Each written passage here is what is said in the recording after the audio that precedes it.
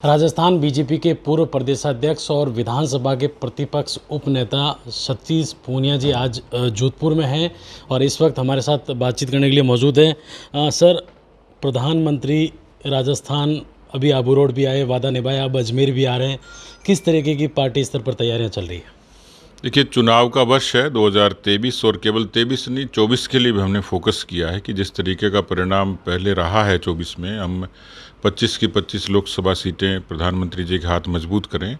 इस नाते पूरे पार्टी पूरे तरीके से इलेक्शन मोड में भी है। हमने धरातल पर संगठन को पुष्ट किया है। राजनीतिक मुद्दों पर सरकार के खिलाफ जितना मुखर होकर लड़ाई लड़ी जा सकती है वो लड़ाई लड़ी, लेकिन अब चुनावी तौर पर जनता के बीच में एक सकारात्मक संदेश जाए, कार्यकर्ताओं मनोबल का संचार हो। इस नाते प्रधानमंत्री जी भी व्यक्तिगत तौर पर भी जब भी उनसे समय मांगा जाता है, राजस्थान में उदारता के लिए समय देते हैं और इसलिए 31 मई को अजमेर उनका आगमन होगा। उससे पहले आबू रोड भी आए हैं, उससे पहले नेशनल एक्सप्रेस वे का उद्घाटन करने के लिए दौसा भी आए। तो कुल मिलाकर माननीय प्रधानमंत्री जी, माननीय गृह मंत्री जी, माननीय राष्ट्रीय अध्यक्ष जी और तमाम हमारे जो वरिष्ठ नेता हैं, नितिन गडकरी जी का आगमन हुआ, माननीय राजनाथ सिंह जी पधारे।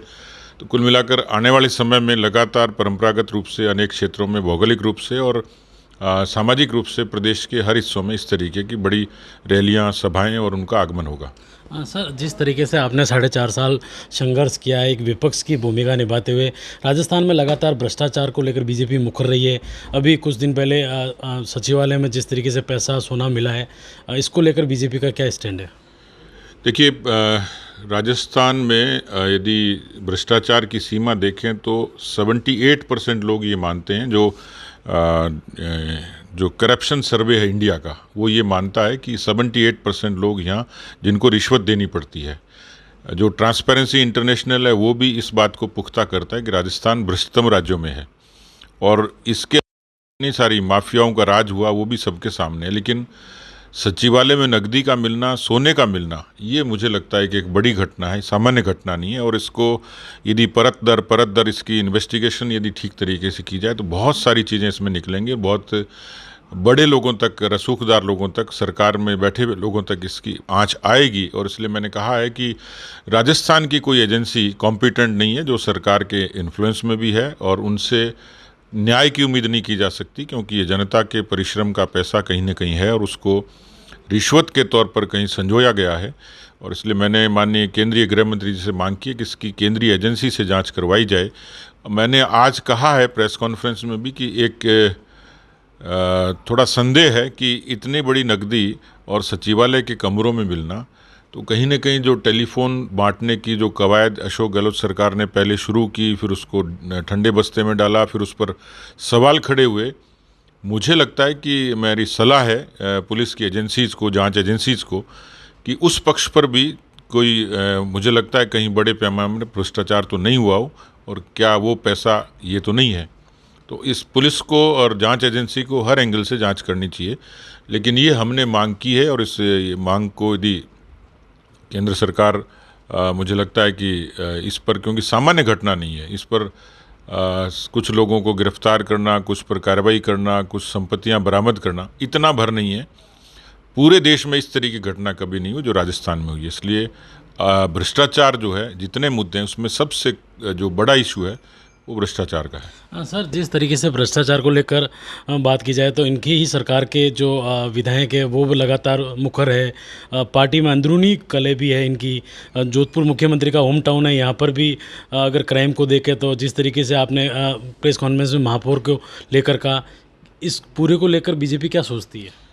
देखिए, प्रदेश में किसानों की कर्जा माफ़ी, कानून व्यवस्था, भ्रष्टाचार, बेरोजगारी, ये तो तमाम मुद्दे हैं ही। लेकिन दुर्भाग्य ये है कि जो मुखिया हैं उनके अपने गृह क्षेत्र में जिस तरीके की कानून व्यवस्था बदहाली हुई है, इस तरीके की जोधपुर में सरेआम सड़कों पर मर्डर होना, ये कभी सुना नहीं था। उनकी महापौर को भी नहीं बख्शा बदमाशों ने, तो उनसे क्या न्याय की उम्मीद की जा सकती कि गवर्नेंस को चलाएंगे।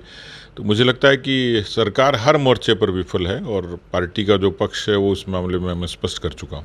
अच्छा सर, देखा जाए तो इस साल चुनाव है राजस्थान में, कहीं ना कहीं जनता, जो बीजेपी के जो कार्यकर्ता ये सोच रहे हैं कि कहीं ना कहीं सतीश पूनिया जी को बड़ी भूमिका में नज़र आए। देखिए, मैं एक सामान्य कार्यकर्ता हूँ, किसान परिवार में पैदा हुआ। पार्टी ने मुझे बहुत मान सम्मान देके पार्टी के अध्यक्ष तक पहुँचाया। पार्टी जब जो भूमिका देती है मैं उस पर ईमानदारी से काम करता हूँ और उस पर कायम हूँ। लेकिन मेरी किसी भूमिका के बजाय मेरी इच्छा है कि 23 में भारतीय जनता पार्टी की सरकार काबिज हो, 24 में मोदी जी को प्रधानमंत्री के रूप में हम देखें और उसमें मेरी जहाँ भूमिका पार्टी को दरी बिछाने से लेकर और बाकी काम कराने तक जो भूमिका पार्टी योग्य समझेगी, मैं ईमानदारी से काम करने के लिए तत्पर हूँ। राजस्थान में सरकार बनने में मारवाड़ महत्वपूर्ण भूमिका अदा करता है, पूरा मारवाड़। आप लगातार मारवाड़ दौरे पर रहे हैं, आज भी आप मारवाड़ दौरे पर आए।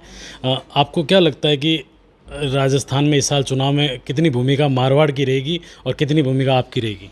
देखिए, मारवाड़ में जो सरकार की विफलता है, जो मुख्यमंत्री खुद से ताल्लुक़ रखती है, दूसरा पार्टी भारतीय जनता पार्टी का संगठन कांग्रेस की तुलना में ज़्यादा मजबूत है। सरकार के खिलाफ मुद्दे खूब मुखर और प्रभावी हैं। केंद्र सरकार के जो मुद्दे हैं उसके प्रति यहाँ की जो जनता है वो नेशनल एजेंडे पे वोट करती है। तो मुझे लगता है कि मारवाड़ में भारतीय जनता पार्टी के लिए अच्छा पोटेंशियल है। आज अंतिम सवाल आपसे, आज आप देहात की एक मीटिंग अटेंड कर रहे हैं, किस तरीके का कार्यकर्ताओं को एक मैसेज? देखिए, कार्यकर्ताओं को, क्योंकि अभी मोदी सरकार को 9 वर्ष होंगे, 30 मई से 30 जून तक हम एक पूरा महाजन संपर्क अभियान चलाएंगे। उसमें समाज के हर तबके तक जाएंगे। एक बड़ा तबका तैयार हुआ है बेनिफिशरीज का, लाभार्थी का, उनके दरवाजे तक जाना ये पार्टी ने तय किया। तो इसमें प्रबुद्ध सम्मेलन होंगे, व्यापारियों के कार्यक्रम होंगे, आम लोगों के होंगे, संवाद होंगे, बेनिफिशरीज के घर घर तक जाएंगे। तो हमारी कोशिश है कि हम करोड़ों घरों तक जाएं, करोड़ों लोगों तक जाएं और केंद्र सरकार की उपलब्धियों को उनके बीच में लेके जाएं। ये थे हमारे साथ एक्सक्लूसिव बातचीत करने के लिए पूर्व प्रदेश अध्यक्ष सतीश पूनिया जी, जिनका साफ तौर पर कहना था कि बूथ स्तर पर कार्यकर्ताओं को किस तरीके से मजबूत किया जाए, किस तरीके से भारत सरकार की जो 9 साल पूरे हुए हैं उनकी जो योजनाएं हैं वो घर घर तक कैसे पहुंचाई जाए। वीडियो जर्नलिस्ट विजय ओझा के साथ अशोक शर्मा, राजस्थान तक, जोधपुर।